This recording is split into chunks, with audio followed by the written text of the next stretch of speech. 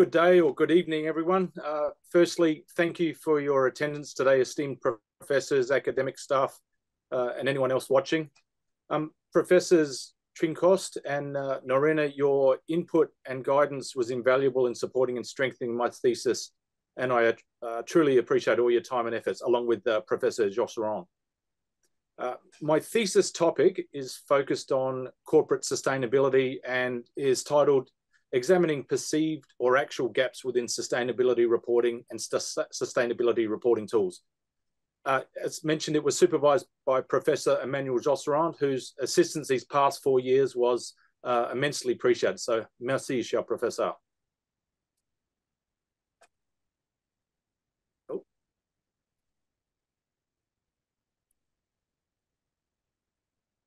Just a brief background on myself. I spent 9 years serving in the Australian military, which gave me a sense of adventure and the willingness to embrace challenges as a means of personal growth.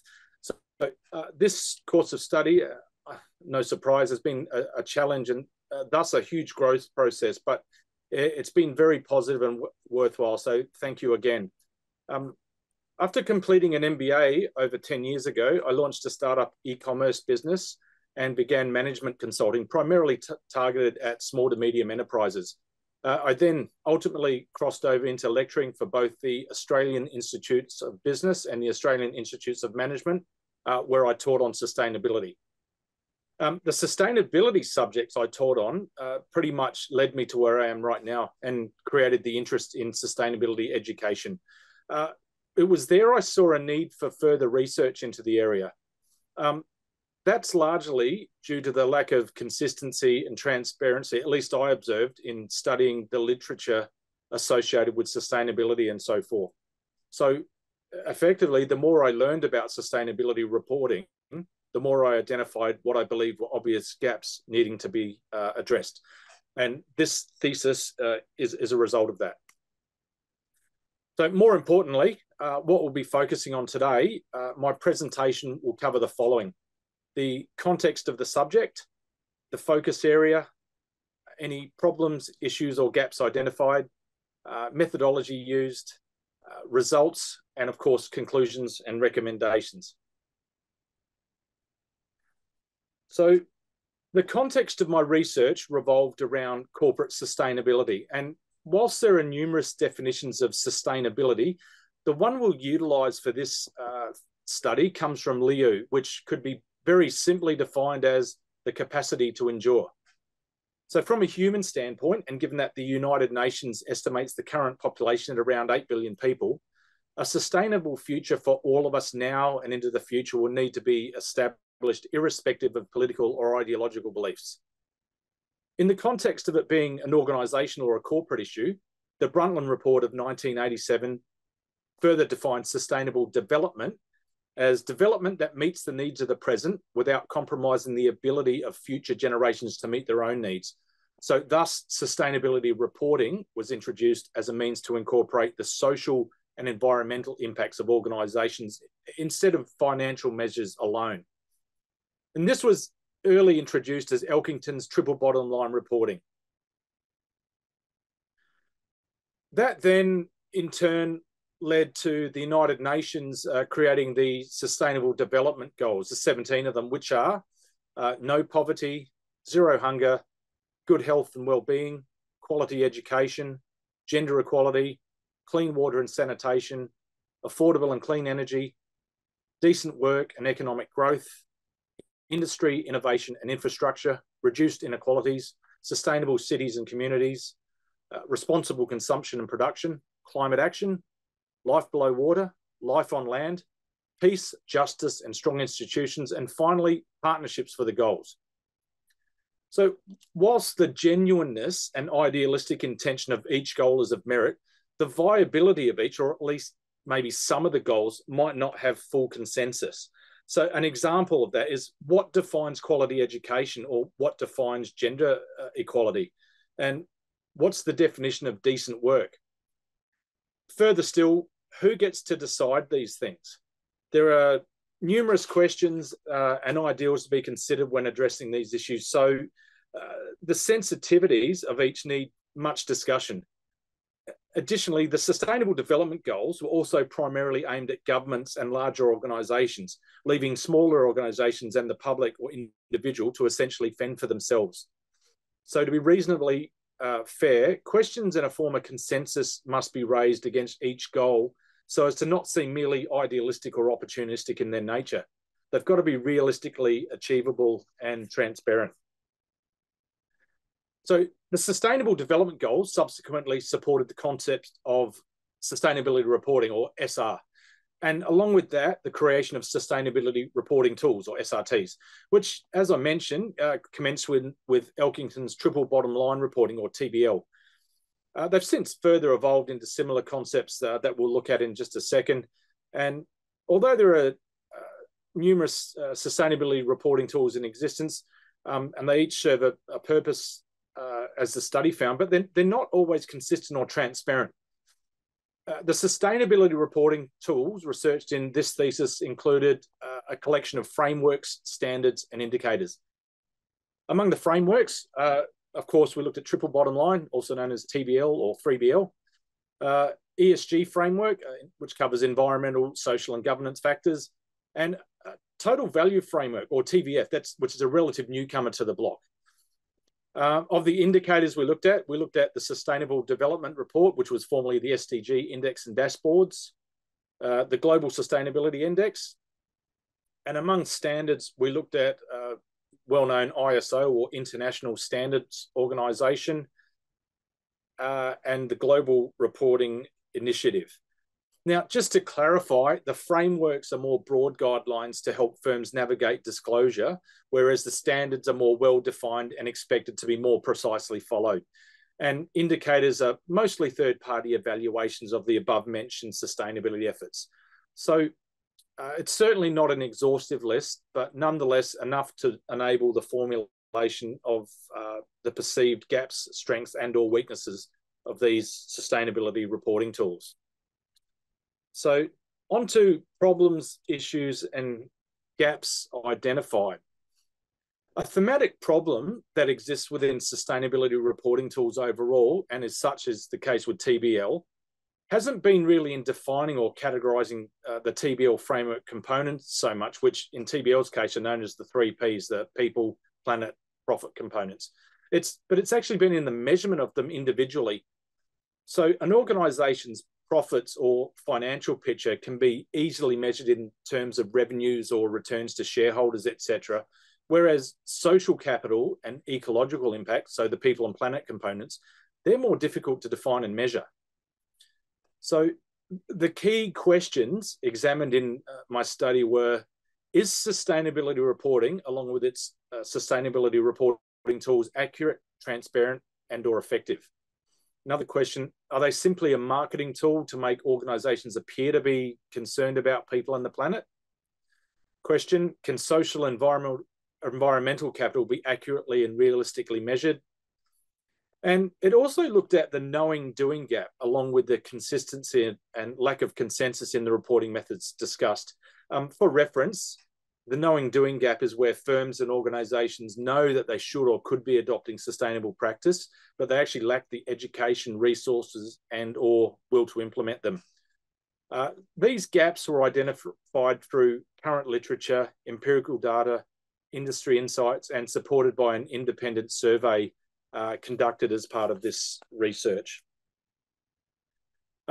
Further to those gaps or issues, additional concerns within sustainability reporting tools, according to the study, were found to have been in, firstly, how it conducts its measurement, the lack of synergy and ratio or of importance or balance between the various components or aspects, meaning the proportion of each of the focuses, so whether it's people, planet, profit, or environmental, social, and governance. And finally, how it sustainability reporting positions its authority as a compliance mechanism, as the results shown in my study alluded to. So Ceres noted that sustainability reporting, it's been adopted by around 93% of Fortune 500 firms. And PT found that reporting methods are both inconsistent and subject to what we call greenwashing, or manipulation as a means of making the organisation appear to be acting in a more responsible manner than it probably is. So the study suggests that adopting a stance of sustainability compliance can be seen as little more than a method of elevating accreditation statuses, which ultimately appears to lend itself to be a method of greenwashing. It's a strong statement, I know, but whilst sustainability reporting is honourable in its intentions, the lack of observable quantitative data opens it up to further academic scrutiny. So with the lack of identifiable baselines in the social and environmental areas, it tends to deduce the integrity of the methodology, whether it's triple bottom line, ESG, or total value framework, or any of them. So the methodology was as follows. Conducted a systematic literature review of 75 academic papers, and we avoided perceived bias in search terms as best as possible. The sources were peer-reviewed academic papers, journals, and articles. A qualitative approach was taken using content analysis and a survey with both flat and cross-sectional analysis. The survey was targeted at both the academic community and industry contexts, such as sustainability groups, but admittedly, it was relatively small with only 70 participants. Currently, there's a lack of quantitative data in this research area, so hence taking the qualitative approach as a novice researcher. So there's definitely future research opportunities here for quantitative researchers. The themes specifically focused on and identified overall were greenwashing, that big G word, or again, exaggerating or inflating results to appear more environmentally and socially conscious than in reality. Another theme looked at, again, was the knowing-doing gap problem. Again, whilst it's knowledge that action should be taken and the actions are known to the organisation, it didn't actually implement them for whatever reason, such as lack of education or resources or the will to do so. So in summary, a primarily qualitative approach had to be adopted, where data in the form of case studies, journal articles, and empirical data were used to gather industry perceptions on the gaps in the areas of sustainability. And again, just to reinforce the lack of quantitative data within the areas of sustainability, it's reasonably well known, thus the qualitative content analysis approach with the study. And the survey was designed at the very least to gather some numerical data in support or opposition of the thesis, using the gathered knowledge from existing literature. The key findings were more or less a confirmation of the knowing-doing gap, confirmed largely by existing literature and those participants that took part in the survey. Another finding was that there was an overall lack of awareness of sustainability reporting and sustainability reporting tools overall at employee level, and most of these employees were from mid to large organisations. Certain industries, such as finance and investment, tended to hold a higher regard for ESG or sustainability reporting inclusion or reporting. Another finding was that the larger the firm, the larger the score, whatever that mechanism was. So if it was a big, well-known multinational, their sustainability or enviro score was up here somewhere. Another finding was that primarily larger organisations tended to adopt these sustainability reporting tools due to available human and financial resources, which on the contrast of that, smaller organisations lack the resources or education to adopt these principles. And the final finding was that greenwashing, again, it's perceived to be a considerable factor within sustainability reporting. In brief, conclusions and recommendations. Conclusion one is that sustainability and sustainability reporting tools lack quantitative accuracy beyond providing an organisation's profit or loss, which in some ways makes the methodology flawed with regards to its measurement of environmental or social impacts, at least. It doesn't tend to wield any authority in its aims either, nor is it an organisation compelled to adopt these measures, like at least in countries without existing legislation to do so. As an Australian, we don't have sustainability legislation compelling an organisation to make these reports. I believe in Europe, that's a different case. So furthermore, another conclusion is that any disclosures made by an organisation with regards to its sustainability efforts remain subjective, selective, and they often lack consequence when found to be willfully misleading. And to reiterate, it also seems to be the domain of the larger organisation, raising questions as to the effectiveness of the approach in general. So what recommendations can we come up with to alleviate or help or support this? Firstly, I think a convergence or synergy of sustainability reporting tools for those choosing to use them. Of the ones that we studied, there are similar crossovers, but they still have different measurements. So I think to try and make them as uniform as possible and in line with the sustainable development goals, if possible. And another recommendation is preferable for them to remain voluntary. But for those lacking resources to apply sustainability reporting tools, what I've called a simple above and beyond approach should be considered. That means merely taking positive steps to be sustainable at each organisation's own capability and without the need to adopt an official system of reporting and compliance. So that'll allow participation from smaller businesses to contribute towards a more sustainable future. So with more bipartisanship from individuals, small business and industry together, the prospect of a sustainable future would be both achievable and realistic. So professors, that provides a very summarised version of my thesis and its findings. And I certainly hope that there's further research into this very worthwhile subject area.